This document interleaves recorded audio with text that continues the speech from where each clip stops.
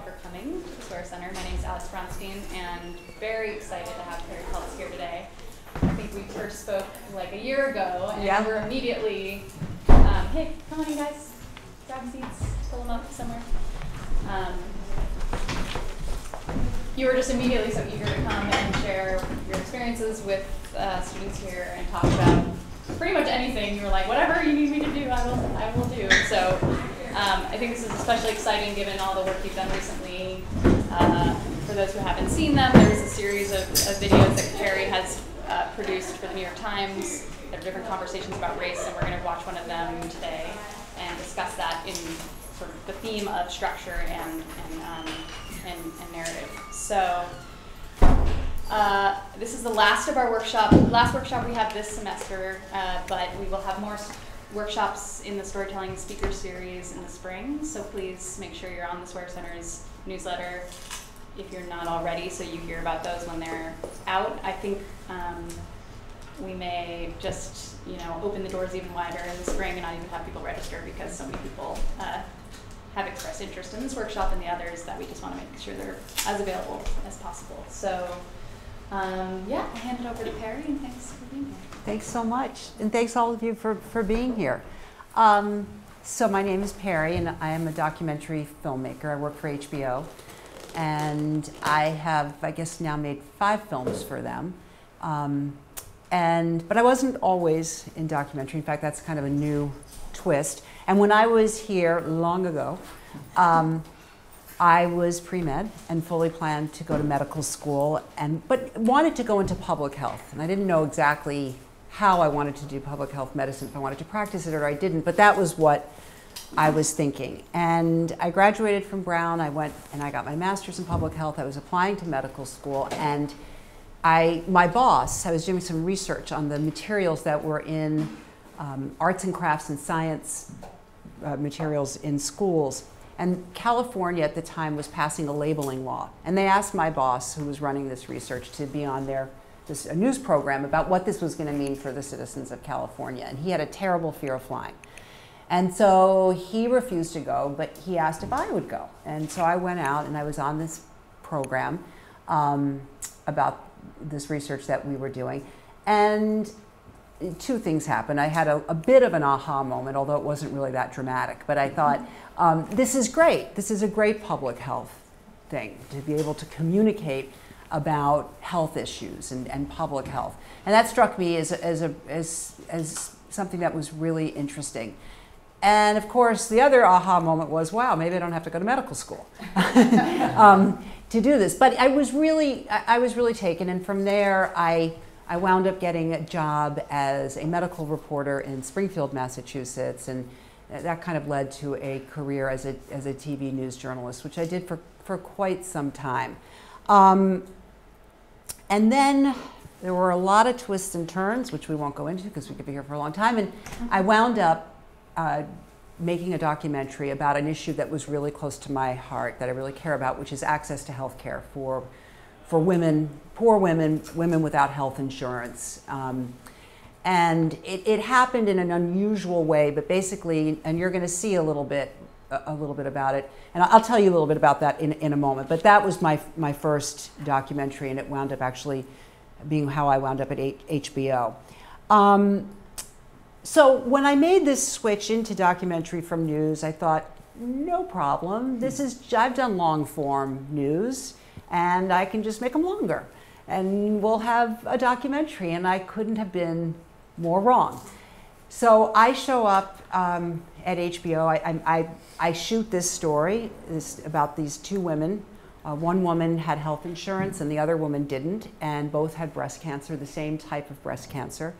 Their lives wound up connecting in a very unusual way, and I'll tell you about a little bit more about that later. And the woman, the protagonist in the film, was introduced to me, and she showed up with 2 boxes, literally these big boot boxes filled with tape. She had about 250 hours of tape, because when she was diagnosed with breast cancer, she had 2 young boys. She was a single mom, and she decided that she was worried that if she didn't make it, that her children wouldn't have anything to remember her by. So she filmed the beginning parts of her treatment process. It's a little more complicated than that, and you'll see why. But anyway, so she shows up with these 2 boxes, and she's run out of money at this point to film this. She was a hedge fund person. This was 2008. The hedge funds are falling apart, and she says, take them. And so I have these 2 boxes, and what's happened in the process, and the reason that I got brought in is there's this wonderful place in Manhattan. It's a cancer care center for women without health insurance, and believe it or not, it is one of, I think, 2 in the country that will treat women without health insurance. Not give them just mammograms, but actually treat their breast cancer. Whole separate topic. But I had done a story about this center when I was at NBC, and the woman who I had followed for my story had become a good friend of Dee Dee's, and in this 250 hours of tape, I saw that there was this story about the tale of 2 cities, or the tale of 2 stories really about our healthcare system and what happens if you have money and health insurance and what happens if you don't. So let's get back to what I learned when I first arrived at HBO and I presented my documentary.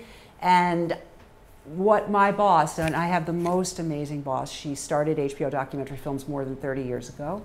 And what she says is that, you know, documentary is a film, it's a movie. It's something you're asking people to spend their time watching, and you better make it entertaining. And that doesn't necessarily mean ha-ha, it means compelling and captivating and worth somebody investing and spending that kind of time with you. And it's got to be dramatic. It's got to have a structure that allows for the dramatic. And we'll talk about that structure in a little bit. The problem is, though, you're not writing this script, right? So you don't have control over what this character says and what that character says and how the story turns and twists and all of that. You got to work with actually what you have and what you shot and what the story actually is and what the characters did. And so what I learned is that good documentary storytelling is actually really, really hard. Now, you know, I know that you've all heard about interviewing and format. Now you're thinking about the story structure, which is what we're going to talk about here today. And I tend not to like that word structure because it reminds me of a building, and that you're building this structure. And really what you're doing is you're telling a good and compelling story. I don't care what your topic is, no matter how dark, it still has to be a compelling story. You know, if you're telling something that's really the most difficult, stories can still be told in a way that is captivating, in a way that brings in your audience. So the traditional rule of structure, you know, is the 3-act documentary structure, also known as the beginning, the middle, and the end. Did anybody see a wonderful HBO film called Life According to Sam? Anybody see it? Okay. First of all, everybody has to see it. And second of all, it has its birth at Brown, because, so Life According to Sam is about a mom and dad. They both went to Brown. Do you know about this, Lisa? Is this the boy Progeria? Yes. Yeah. So great. Such a great film. Anyway, Sam, I'm going to make this up. They meet at Brown. They live happily ever after. They get married, and they have this little boy, and the boy is named Sam. And Sam is a very bright young baby.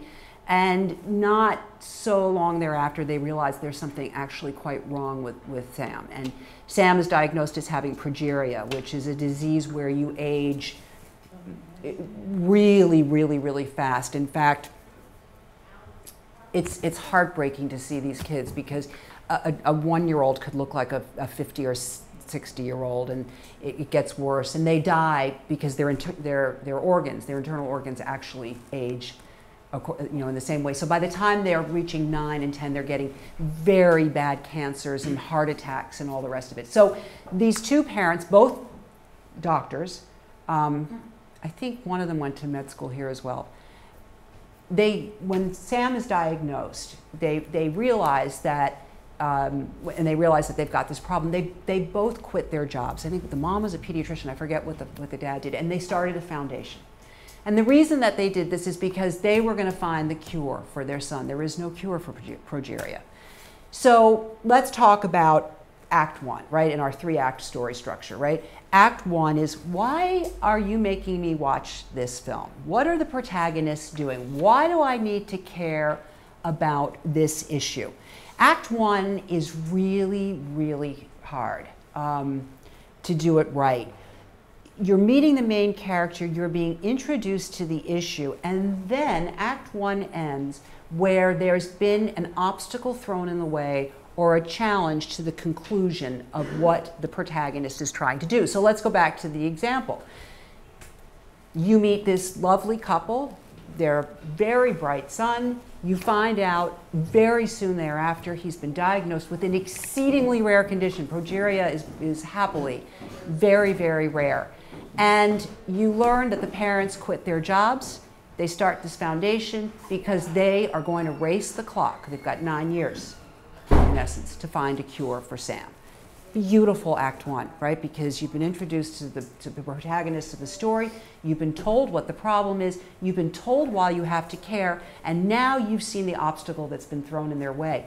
They've got to cure a disease to keep their son alive, right? Okay, so that's Act 1.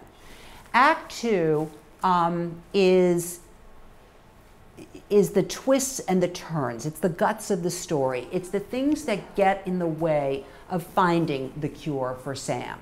Or Inconvenient Truth. Did everybody see Inconvenient Truth? Al Gore takes on a big issue. He's going to cure, he's going to solve climate change, right?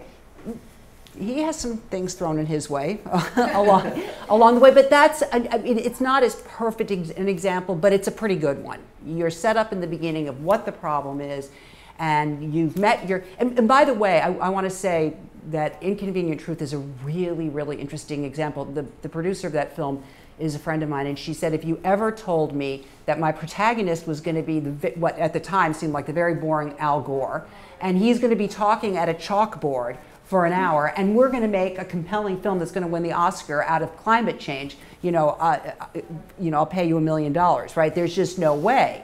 And sure enough, they did an extraordinary job, I think, and really put the issue of climate change on the map for a lot of people that didn't quite understand it before. But again, there's the challenge, right? So Act 2, it's the guts of the story. We learn about the problems that they're up against. So what is the family with Sam? What are they up against? They're up against a lot. They're up against a clock that's ticking, a child who's getting sicker, a drug industry and an FDA in this country that is a very long process. And they actually find a drug that they feel could really help.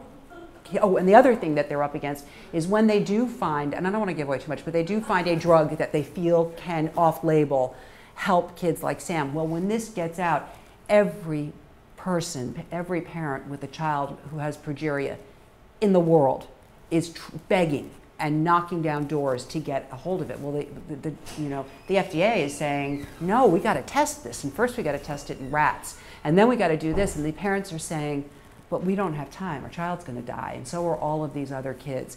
And so, that's Act 2. Act 3 is resolution. Does Al Gore solve climate change? Are the parents able to find the cure? Is Sam kept alive? And even though I said I wasn't going to give it away, I'll give it away a little bit, because it's really such a good film, you guys should watch it anyway. But they are able to get one drug fast-tracked, and they are able to keep Sam alive for a lot longer. He did die, but they kept him, I think, another 5 years, which was, huge. But it's an incredible story, and it's a perfect structure. So that's kind of the traditional way that people would tell you to really look at story structures, this three-act structure. And when I get stuck, and what's interesting, and what I'm going to show you in a minute, is a lot of times the story you have to tell doesn't fit into this perfect three-act structure. It just doesn't. And you're sitting there with all of this tape, and you're thinking, where's the first act and where's the second act? And you've got, you could have 500 hours of tape. How many people here are working on something, on a film or a story, or so you can have a lot of you have a lot of tape. And with the film that I'm going to show you, my first documentary, I had a lot of tape. And I was swimming in it. I didn't even know. And how do you figure out what's your first act and how you're going to do this and what's your second act? So it's not always so clear. But what has been explained to me, what I find really helpful, is tell the story to somebody else. Explain it to somebody else, because that can really, really make a difference. Because I think naturally we are storytellers and we know how to tell those stories. And I think when you explain it to people, sometimes that structure becomes more apparent. When you have a story structure, there obviously are many ways that you can tell it. The more traditional form of documentary, which is now very out, is having a narrator. And at HBO, you would have to make an awfully good argument for including a narrator. And the reason why is they think a narrator is presumptuous. Why is it that somebody else knows the story better than your characters? Why isn't it that your characters can tell the story better than the voice of God that kind of descends on the film? So that was difficult for me because I came from news and everything had a narrator. It was me. I was telling the story, and it was just the way that I knew how to tell stories. And in fact, it's interesting because having somebody who narrates the story can be a lazy way to do it, because it's much easier to write a script, much harder to make your characters tell it. So you can let the characters tell you the story. You can pick one of your characters to be the narrator. There obviously are many ways, and we can talk about that a little bit later. So, film, again, the story structure tends to be chronological to some extent. It doesn't mean you can't go out of chronology.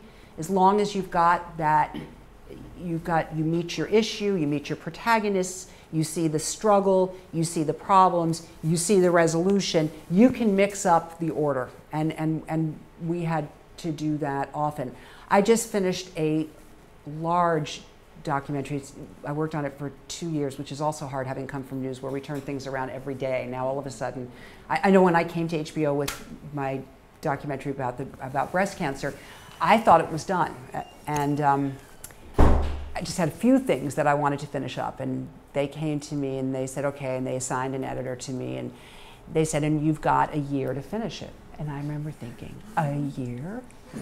I've already been working on it for a year. I've never, what are you talking about? And then of course at the end of the year you're thinking, this is ridiculous, I could never finish this in a year. How could they have possibly expected me to get this done in a year? But anyway, where was I? As long as the underlining, getting back to the chronology, as long as that kind of stays intact, you can play around with it. We had to play around with it, and maybe this is a good point to show the beginning of the film, because what I wanted to say to you is, it doesn't always fit into that perfect story structure that I've just outlined in this 3-act structure. And sometimes you really have to play around with it, and you have to rejigger the parts, still keeping to that idea that you meet the issue, you challenge the issue, you resolve the issue, but it often doesn't work that way. So one of the things that happened when I came with my finished documentary about these 2 women who had breast cancer is I sat with the woman who became my boss, and she looked at the first cut that I had, and she said, I wouldn't stick with this for 45 seconds. I thought, okay, it's a problem. Because it's 1 hour and 20. And the reason, well, you know what, Alex, let's start. And I'm going to show you the beginning of this film. It's called The Education of Dee Dee Ricks. And you will meet Dee Dee Ricks, and then I'm going to tell you what the problem was and how we ultimately tried to resolve it. Should I turn the light off? Yeah, actually, it's right on the other side of the... Oh, I got it. Oh, right there. Here? Nope, against the stair, or bannisters. Wow, that was difficult. This is the finished version? This is the finish. This aired, I guess, about 4 years ago. And I'm just going to show you like the first few minutes, and then I'm going to tell you about how I had started it, thinking I was sticking, because I really studied that 3-act structure. And I'm like, okay, I got the first act, it's good, it's all good, you're going to meet the protagonist, you're going to do all of this. And I did it exactly according to the book, and it was a disaster. And I'm going to tell you why after you see this, and then tell you how we had to play around with it to kind of get it right, and why my boss, the woman who runs HBO, documentary looked at me and said, 30 seconds, maybe 45. I would have stuck with this.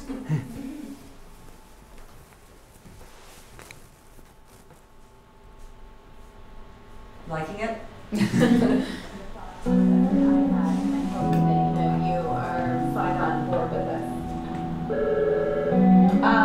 Okay, so can you see Dawn and I early on Wednesday morning, just in case I'm able to push my surgery back from the meeting? I found a lump right above my left nipple area. The first surgeon I saw, immediately she's like, the left breast is coming off. And then that's when I lost it. I'm so vain about my appearance and working out, and I'm single. When I asked her if there was any other way around the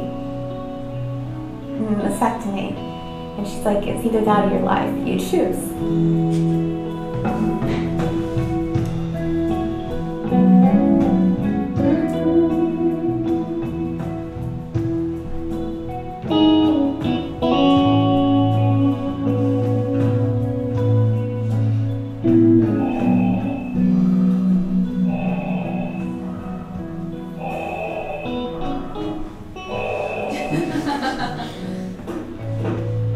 I didn't know whether it traveled.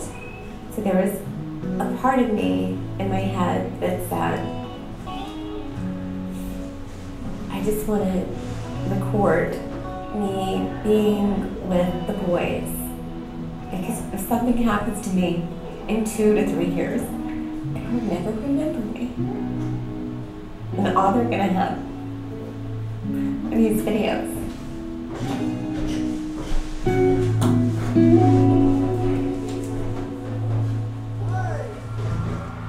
We raised $400,000 for Dee Ricks.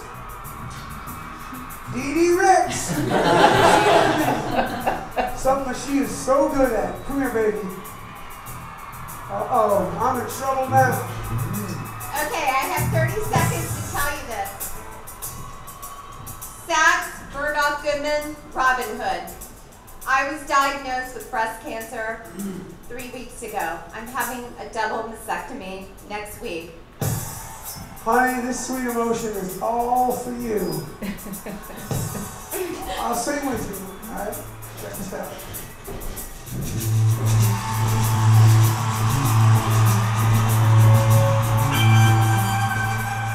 That's me, Dee Ricks.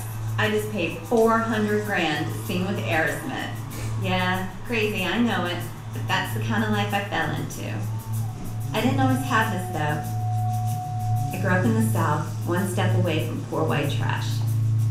I had a very troubled childhood. My parents were divorced. I moved out when I was 13 years old, and I started working. I just wanted to escape. But let's fast forward. I now rent a beautiful $14 million apartment. I have 2 gorgeous boys. I run my own business. I recruit millionaires for billionaires that are in the hedge fund industry. I can't spend the money I'm making fast enough. This sounds hot. I fly in private jets. I eat at the best restaurants. I drink the best wine. And maybe someone's thinking, okay, she's got everything. Yeah, but I also just found out I have cancer. If it can happen to me, it can happen to you.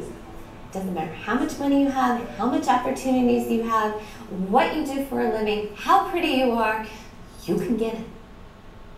Okay, so we can move these out of the way. All right, so can you, Alex, if you could just try to fast forward, there's a scene where she meets a woman named Cynthia, and Do you know how many minutes in? of course not. Scan. Let's see. It's going to be, keep going. Okay, right there, back up. Is that right? No, keep going. Oh, keep going straight. Yeah, keep going.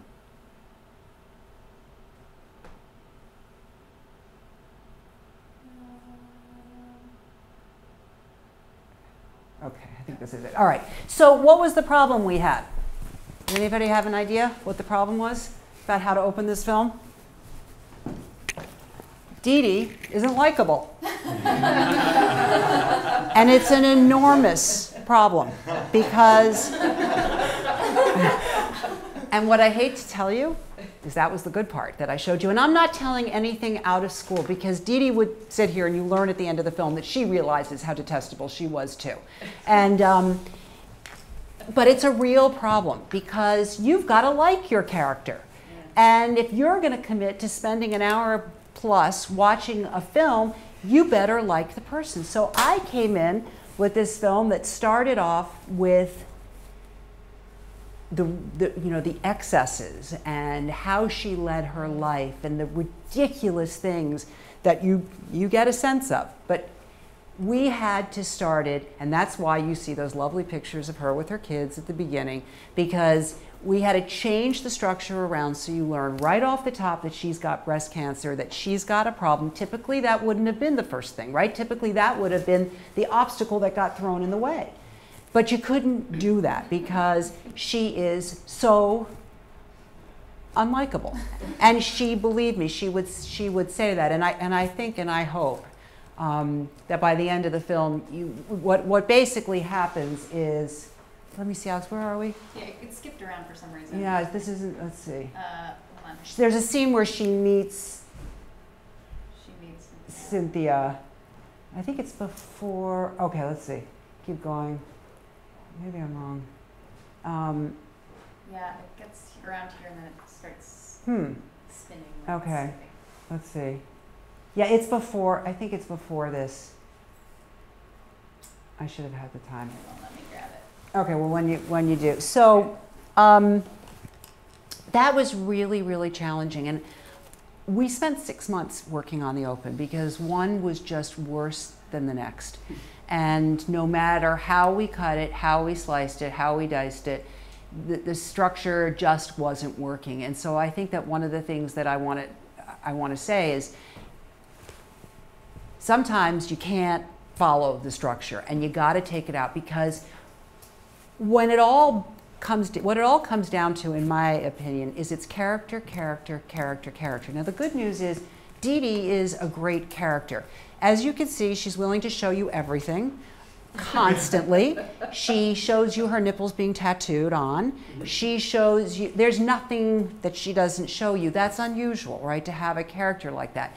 And the truth of the matter is that, still not grabbing? Yeah. The truth of the matter is, what ultimately happens is she meets this amazing woman named Cynthia. And Cynthia winds up changing Dee Dee's life far more than Dee Dee changes. What happens is Dee Dee starts getting the bills. And she says, wait a second, I've got really good health insurance. Why am I getting bills? I mean, $20,000 here, $30,000 here, it's of what's not covered.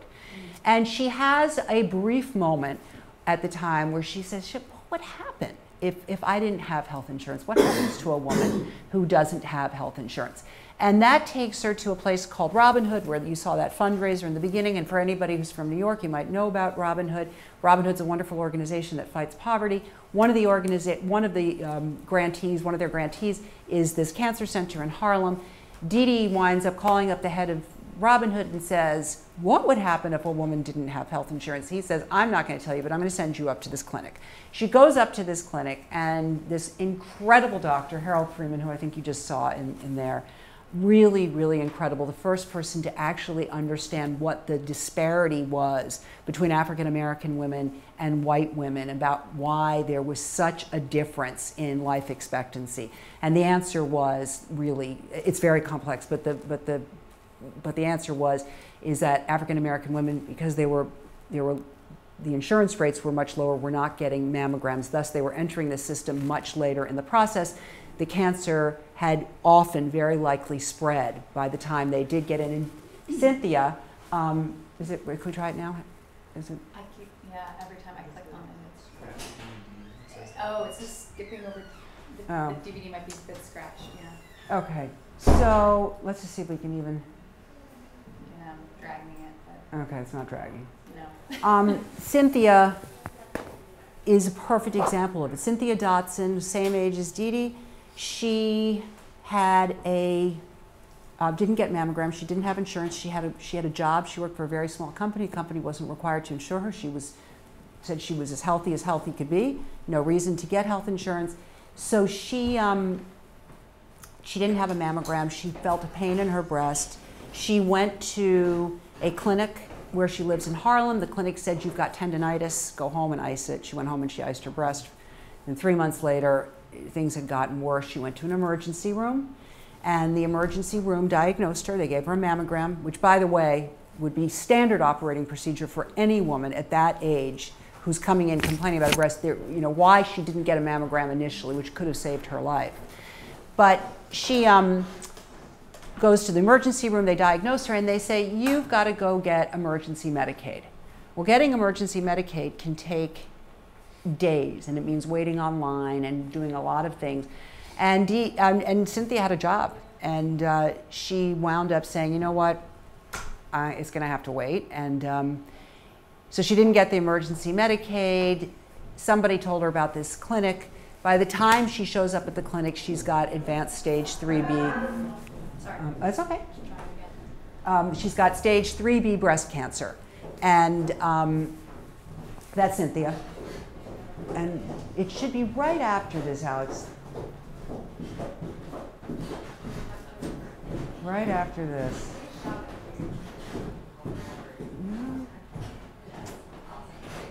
No, must be before. All right. Well, you'll see the two of them sitting there together if you can. So, so anyway, this is so. Oh, perfect. If you could just back that up a little bit. Okay, so here's where the two of them meet, and we put this.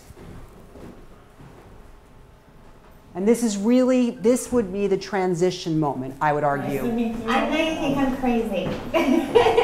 I names like being bald. All right, so I haven't even. So it's my hair just starts. No. This is a wig. I'm looking, trying to figure it out, but you don't want to just. No, I'll show you. It's like. Okay, so yours is coming out in patches. Yeah. I didn't let that happen. You know what I did? You shaved right Yes. I had my chemo on a Friday. That Saturday, I went to my hairdresser and asked her to just cut it off because I couldn't do it. My hair was way too long to watch it drop like that. So I started out with one of these numbers and I did. Oh my! It isn't so bad. It just you look really good bald. I was also blessed with having a round-shaped head. I'm not gonna lie to you. How come you didn't have insurance? Why no insurance? I'm a receptionist. I temped for a couple of years, and when I did find a place, they took me on as a private contractor as opposed to a temp and permanent. And this is where I am. And that's why I think mine was so advanced by the time I made it here. On the whole, this is how a lot of people die. Because like you said, you have the means. Can you imagine someone that doesn't have those means? That's a lot on the heart and the mind. That's a lot. What was told to me that some hospitals are not even going to begin touching me at all without any money. And to hear that, that's heartbreaking. Because you want to look at the person and go, so what? I'm supposed to die? Because I wasn't, born with a silver spoon, I'm supposed to die? You have to come in with the attitude that, okay, I had cancer, but I'm not trying to die. I'm doing my best to live. I'm doing my best to think positive. Prayer worked for me a lot. It wasn't so much prayer with others, as more of it was me one-on-one with God myself. Because I had plenty of nights where I asked, please don't take my life. It's women like you that make me want to be a better person and go out there and fight as hard as I can. I actually enjoy talking to you also. It helps me to somebody that knows. I appreciate that certain people want to speak to me and console me, but if you haven't walked a mile in that person's shoes, you don't really have an idea. You really don't. You don't have a clue. Okay. So that's the end of Act 1, because what happens? Dee Dee's been given this challenge. She changes her life. She quits her job, and she starts becoming an advocate for women who don't have insurance and getting them the health care that they need. She actually completely changed her life around. And to this day, that is still what she does.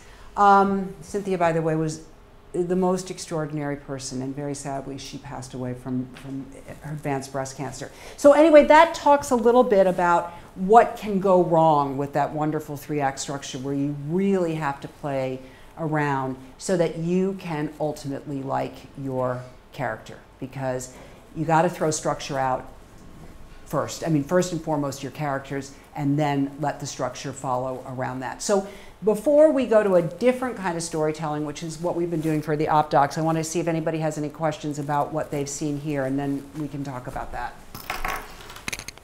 Yeah. So where into their stories did you like first meet them? And did you facilitate the interaction? Like how much of a role did you have? So like I said, I met Cynthia when I was working at NBC. Cynthia, when I first met her, had just come to this cancer care center. I mean, I think I got her day 1 or day 2. And so I had known Cynthia. Dee Dee, I had started filming when, right after Dee Dee first meets Cynthia. So the beginning parts of all that tape, a lot of home movie, a lot of home footage. So that's where I came into the story. How long is it altogether? The film? Yeah. 72 minutes. And where does this scene? So that scene, which I would call the end of a tricky Act 1, really comes in about 25 minutes, because what we have to do, and that's too long, but what we had to do first is we had to deal with this Dee Dee issue, which really became the Dee Dee issue, and we had to also introduce you to Cynthia, and because we had to introduce you to the issue, right? You can't throw the end of Act 1 until you know what you're even talking about. And before you have this scene, you meet Cynthia, you find out why she's even in this predicament. And now you've got really 2 stories going on simultaneously that you're trying to bring into one so that you can have a reasonable Act 1 that comes to an end. Now, Act 2 is Dee Dee, after this meeting, goes into the doctor, this wonderful Dr. Harold Friedman, and she promises to raise several $1 million for him, which I think she said off the top of her head, thinking, oh, I'm going to raise it. And it was really hard. And she made this promise, and she made this promise to Cynthia. And then what happens is Cynthia starts to get really sick. And the cancer care center, which really just deals with breast cancer, can't treat her anymore because it's metastasized to her liver. And now she's got no health insurance, and she's got advanced metastatic breast cancer, and Dee Dee pays for her to go to Memorial Sloan Kettering and get treated, and became her healthcare proxy. So you actually really wind up, ultimately, I swear, liking her more. But it's a real, you gotta get people to buy into her. How many people are typically in a room when you're filming maybe just like that interaction between them, like That's a really good question. Director, like how many people? So I was the director right. and the producer, and that's a great question. I'm surprised, quite frankly, how heavy some documentary directors come in. You'd be blown away. I mean, I learned things that I had never heard of in news, gaffers and grips and sound and lighting. And I mean, it's really crazy. And I feel that you got to go as spare and as lean as is humanly possible, because the more that are people that are in there, the more distracted they become. And that changes, right? This is meant to be verite filmmaking, which is what this is meant to be fly on the wall. And you're meant to be a fly on the wall, not with 5 cameras and 3 sound people and 2 lighting people and a stage guy and then somebody running to get sandwiches. And so I would argue, and people at HBO would argue that I go too light because it makes it harder, quite frankly. So I say as lean and mean as you can go in, because otherwise you're changing the action, and that's another problem. Any other questions about Dee Dee or Cynthia? Yeah.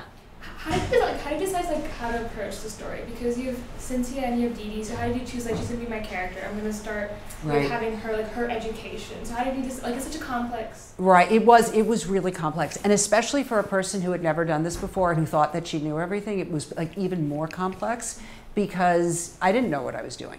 And the education of Dee Dee Ricks was actually Sheila Nevins, who I've been referring to. That was her title. And she felt that the title was actually going to help you, the viewer, come around to Dee Dee because you would understand that Dee Dee was being educated somehow to the plight of so many women in this country, that you were being told right off the top what it is. As far as the protagonists, that was easier because I really just had two. And it was Cynthia and it was Dee Dee. What was hard is we had to go, you had these A and B storylines that you had to kind of keep coming in and out of, and that was hard. I mean, there was a lot of tape, and there's a lot of stuff that I thought was really important that doesn't make it. And that's the other reality, guys. It's, you don't get that much time. This film could have been Gone with the Wind. It could have, right, it could have gone on forever. I had, like I said, close to 400 hours of tape. So it really could have gone on forever. You gotta be tough. And that's why another really interesting rule that Sheila would say, never have your editor be in the field with you. And the reason that she believes that is that when you're in the field, you fall in love with your characters and you fall in love with your footage.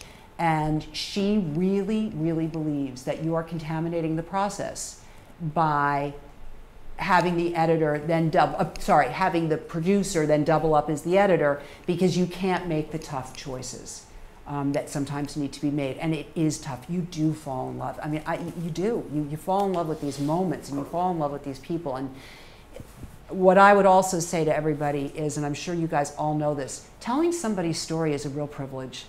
And it's a privilege that you've got to take so seriously. It used to drive me crazy in news. You would screw up and people would say, it's not brain surgery. And it's not. I got that. It's not brain surgery. But you know what? It's somebody's life. And you are entrusted with telling their story. And not a lot of other things that I can imagine being more important than that being bestowed on you. So you do fall in love. So that's one of her things. No editor who's been in the field, you cannot fall in love with the footage. You got to have somebody who's really, really tough in the edit room. Any other questions? We can talk about the next series. Okay, so that is an example of your kind of typical 70-minute feature-length film. I don't know if you guys know what the drill is, but at everything that you do for HBO or PBS or Showtime or any of these places, everybody wants to qualify for the Oscars, which is why your film is either 40 minutes or under or 1 hour and over. Find a film that's 56 minutes or 55 minutes, you won't find one. Not one that's aired on one of these places because it doesn't fall into the Oscar guidelines. So it's 40 minutes and under and it's 1 hour and over. So this is kind of your typical feature-length documentary. Then there is what I believe is becoming a really, really popular form, even since I've started, which as you guys now know has not been all that long. And that is the short. And one of the places that is really running away with this is the New York Times. And the New York Times does a series called OpDocs, and they are very clear. They started it because you all know what's going on with newspapers. It's grim. And the reason it's grim is because this generation sitting here at this table doesn't read the newspaper in the same way that other generations might have. And so they are using, they have decided, and they've done, actually, it's really turning things around. And now a lot of places are following. Washington Post is doing it. A lot of places, we were just contacted by Politico. They want to start their entire, an OpDoc kind of unit. So the New York Times has had incredible success with it. And just to give you an idea, getting back to this Oscar thing, which everybody is in the field obsessed with, even I was obsessed with it. I had a film I did about Robert DeNiro's father, and that was 39.5 minutes, so that we submitted it for the Oscar. I'm not kidding. It was 39.5 minutes. It was really 50 minutes, but we cut it down. But everybody's kind of obsessed with awards and getting getting recognition for it. And the New York Times Op Docs, they have won an Oscar, they have won several Emmys, they have won a Peabody. They are doing incredible things with these shorts. So we decided right around the time of Ferguson and all of the other racial incidents, hotspots that were taking place throughout the country, I had a moment with my with my partner. The editor on the DD film became my partner. We started a little production company. And Geeta, my partner, is from India. Her husband is African American. They have 2 black boys. And Geeta and I were in the edit room one day, and she said, this is right after Ferguson, she said, I've got to go have the conversation with my boys tonight. And I thought, well, I was thinking her boys are too young for the conversation, It's like, and it turns out it's the conversation that you have about the police. And what was so striking to me, in a really profound way, is that Geeta was having a conversation with her boys about the police and the relationship that they have with the police and what to do if they get stopped by the police. Than I have with my white boys, because what I'm telling my boys is when they get in trouble, go find the police. And that should be the first place in which she's saying is stay away. And when they stop, and they will, take your hands out of your pocket. And it was this really, it was a rough moment, and understanding how naive I had been. So we wound up realizing that there was something in the fact that there was this disconnect, and that so often filmmakers are making films that speak to one population of people, and we got to break out of those silos somehow. So we formed a collective called the Conversation Collective. There are 2 black filmmakers, 2 brown filmmakers, 2 white filmmakers, and we mix everybody up each time, and we tell a different conversation about race. And the first one was a conversation with my black son. That was the first piece that ran, and that was the parents speaking to their child about this conversation that I knew nothing about. And then the second piece was in response. So anyway, it was going to be a one-off, the first piece, and it struck such a nerve on the New York Times Op Docs. And I think in some ways the way that it struck a nerve, this conversation that I had had with Geeta, it struck such a nerve that they came back to us and they said, we want to commission 6 more. So the next one I'm going to show you, because now we're talking about completely different structure. And that is the structure of very, very short pieces. So this is all of, I think, 4-something minutes.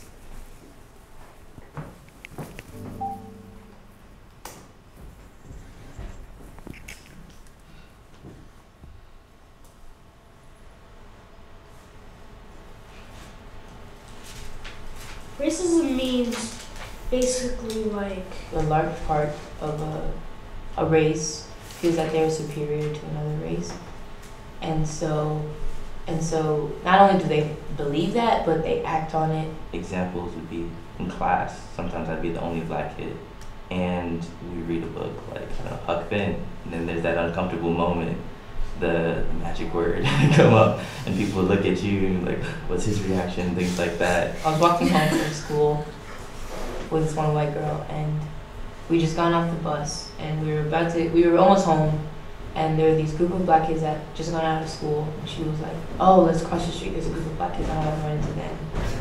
And so she told me, which I don't even know why she would do that. And like just to reinforce my wrist. And I had a teacher come up to me and say, you should take it off because it looks gang affiliated. I've been in situations where I had to cross the street because I didn't want to scare the white lady that was walking. I would actually, it would get to the point where I would start to count how many times a woman would clutch her bag. When I was 16, I was leaving my mom's house in my pajamas, which had snowmen on them, with my brother, and we were actually stopped by the police rather aggressively. I've been stopped by the cops on my way between classes, because we have 2 separate buildings, walking from one building to the other building, as my white students in the same class walk by me. It's kind of upsetting because we live in a world where my mom has to be afraid when I walk outside from the people that are like meant to protect me.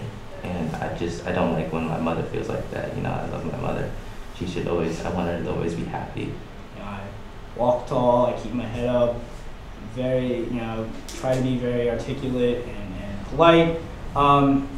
And so, of course, I was like, okay, I'm going to be fine because I act a certain way. And of course, that has absolutely nothing to do with it. The way people perceive you, you know, is not up to you. My parents taught me, oh, you know, cops are your friends, you're supposed to, you know, they're here to protect you. But all I'm seeing is the opposite. So how can I not be afraid when I feel like I'm being hunted? When I feel like I'm there to fill a quota? We are in a so-called free society. And as a black man, we literally don't feel free. We don't know what freedom is. Every time we're killed, the first thing you see on the news is, oh, criminal record, or something like that. So from the second the bullet hits us, already we're starting to be dehumanized.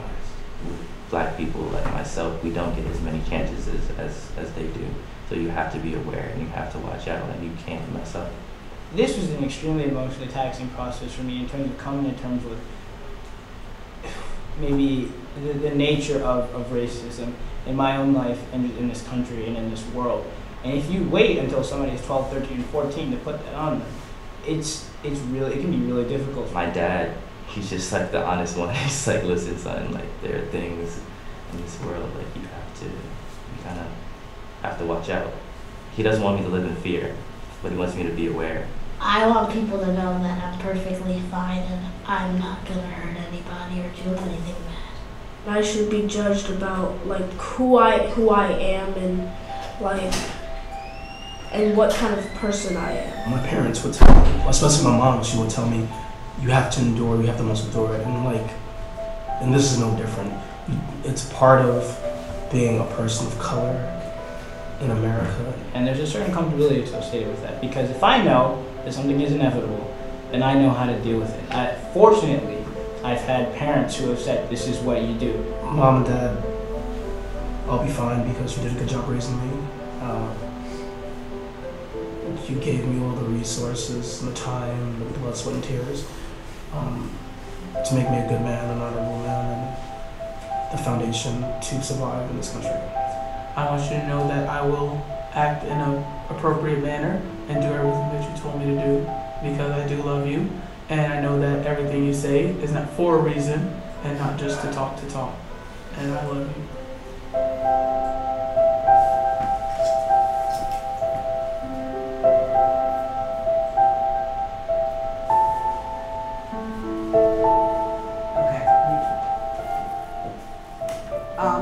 All right, so that is a short.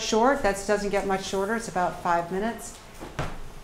It may not be as obvious, but there still is a first act, a second act, and a third act. Setting up the problem, talking about the obstacles to the problem, and a little bit of resolution. But it is still, and it's interesting because this form was actually even more difficult because you've got less time. There's no video. I mean, there's no B-roll. There's no action. These are straight talking heads. Editing is very complicated. You can't cut the bites. So really, really challenging. But it still sticks to this inherent story structure where you're telling a story. And I know that we just have 5 minutes, so I want to let everybody ask questions. And I would also say that if anybody has something that they want to send to the New York Times, you should, because they're looking for a lot of different things and they're looking hard. They really, this is a big push for them right now. Okay, so questions, everybody. So just to clarify, so you made this on your own and sent it to the New York Times? Well, the first one, which was the conversation with my black son, we made on our own, sent it to the Times. The Times, I would say, bought it, except for they pay so little that I don't even know that I would call it buying it. But they did buy it, and then they came back and they said 6 more. And when was this one? The first one was last January. This one came right after. We've done, I think we're just finishing, we're posting our next one on Monday, which is a conversation with police. And that has been about race. Everything's about race. Conversation with something about race. And so they commissioned the next 6 pieces. And now we're figuring out what we do after that. So for the initial one, were you thinking ahead of time that you would submit it to the New York Times, or you just made it and then you thought? You know, that's a really good question. It's a really good question. it came up pretty early on that this would be a good thing for the New York Times, because we knew that the New York Times is looking, and that's why I was saying it to all of you guys, because they really are looking. And they loved it, and they've ultimately done quite a lot to support the film. They've done storyboards, they promote it, they put it on this piece here, they put on the top of the fold on their online version. So they may not pay a lot, but they do a lot to support the film, and they submitted for awards, they submitted it for an Emmy, they've done a lot. How people, I mean, people, because it's just heads, in a way it just feels like they're so much more exposed, and also just the black background, Yes. and it's set up in a way that really just, there's no hiding, you know. Right, and there's no hiding in the edit room either. So you how can't do you cut that find up. people who are willing, how do you explain that to people up front so they understand how much the skin they're putting in the game, especially little kids, and then also like... Right, it's a good question. Most of these kids were the kids of the parents who were in the first piece, so they were invested in it. We reached out far and wide, cast a pretty big net, did screening tests, and made sure that families really understood, and that the kids that were over 18 really understood what they were getting into, because it's tough. It's really tough. And the responses, I don't have to tell you, but the responses online have been both unbelievably positive and unbelievably vitriolic. Vitriolic. Oh, and wait until you see what happens on Monday with this police piece. They're going to go crazy. I mean, vitriolic. It's stunningly so. I mean, you know, how, if they just behaved and, you know, it's just awful, awful. And in fact, some of them were so bad that 20% didn't get posted. The Times took them down because they were just too inflammatory. But that's good, right? That's what we want. And that's the idea behind a conversation, is to actually really have a conversation, and an honest conversation, which is why we picked this format. Didn't want to hide behind edits. We didn't want to hide behind B-roll. We didn't want to make it pretty. We wanted it just to be exactly what it is. But it turns out it was harder. Yeah. I have a question about interviewing. Mm-hmm. So when you're doing a project like this, presumably, like, did you have a set of questions that you asked every single subject, or was it also more of like really just having a conversation and then taking those conversations? We had a set of questions for sure. I would suggest always have a set of questions. However, what I would also suggest, and something that a cameraman told me in news, which was one of the best pieces of advice I've ever gotten. When you're doing an interview and you know you have that terrible dead silence, don't jump in. And it's painful because we are trained to jump in. You know, dead space is uncomfortable. The good stuff, 90% of the time, comes right after that dead silence, where they're sitting there and you're like, shit, this feels really uncomfortable. And then they say something. So yes, we always had questions, but what I would say is follow the conversation. It will take you to more interesting places. But the reason I say always have a set of questions is in the edit room, you may need to have those same questions for continuity purposes. So always stick, I think, with a set of questions, but be prepared to veer off. And remember, in documentary, unlike news, well, the other thing that I learned is make sure that you really kind of have a little training session with your subject to repeat the question, because you are not going to be in it, as opposed to news where you are in it, and it's okay to hear you ask that question. Yeah. I also have one more question about music, especially like I've made some short movies. Music is so tough. Yeah, because it really kind of defines the tone, and I think there's like this line of not making it cheesy, right, but still making it powerful. So how do you go about it? Can I tell you, music is really hard. And in news, we never had music, so this was really challenging too. Yeah. Music, first of all, is hard because music is really hard. The system is very archaic, getting the rights, securing the composers, it's crazy. That Aerosmith scene, I swear to you, it was actually, I laugh about it now, but it was the most challenging thing because they refused to give us the composer and this. Anyway, don't go cheesy ever. Because, in fact, go the other way, lean far back, because there's nothing worse than leading an audience with music, I think. There's a film that was done, I forget the name of it, it was about orphans in Africa. And they put some cheesy music in it, and it felt like a Hallmark ad, and it got panned because of it. And I actually think the film was pretty good, but the music killed it. So go spare on music when you can. But music's hard. I let my partner do the music. I think music is really challenging. Can I ask you more about how you let people know that you were interviewing, how they were going to be represented? Because getting people's permission when maybe you don't know exactly how you're going to use the material, and you don't want to scare people off. So I haven't, myself, I've only worked with audio, but what I've always done is to tell people, before I have a finished piece, I will let you listen to it. Yeah, we won't do that. And you won't do that. We're not allowed to. You don't do that, do you? HBO won't allow us. So how do you, because it's a great question with stuff that is potentially so incendiary. All right, well, how about, do we have 2 more minutes? Yeah. Okay. So I just did, I think I told you guys that I just finished this alcohol film for HBO. And it's like 2 years that I was working on it. We followed, the thesis of the film was, you're not just, when you're an alcoholic, you're not the guy that's in the gutter who's lost everything. You can be a lot of places along the spectrum. And we partnered with the NIH, and what the NIH really wants everybody to know is, if you had high cholesterol, you wouldn't wait until you had a heart attack to do something, and the same thing with alcohol, with an alcohol disorder. Anyway, there are 4 pieces in the documentary. I directed 2. I had a partner that HBO put me with, she did 2. And one of the pieces I did was a group of young moms. They were in their 40s, early 40s. And this piece, so the idea was that we were going to show stories along the spectrum of alcohol use disorder. And this story, I showed up, what I told these lovely women is, your story is going to be at the very beginning of the spectrum. It's going to show not only why we drink. Why do we drink? It makes us feel good, right? It makes life a little shinier. It does all of these things. But it's also, we wanted to show the cracks just at the beginning of the spectrum where you start to see the problems. Everybody says, great, that's fantastic. They all sign this mega release from HBO, which you can be sure is mega. And I'm there on the first girls' night out, and it's a beautiful night in Arkansas. We're in, not Bentonville, in Fayetteville. And the salad is not on the plate yet. I mean, not on the table yet. And the moms are talking about how wine makes them feel good, it makes them happy.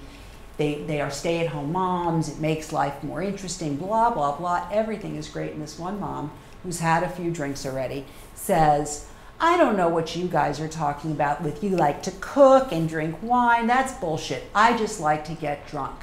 And I don't have anybody I have to take care of.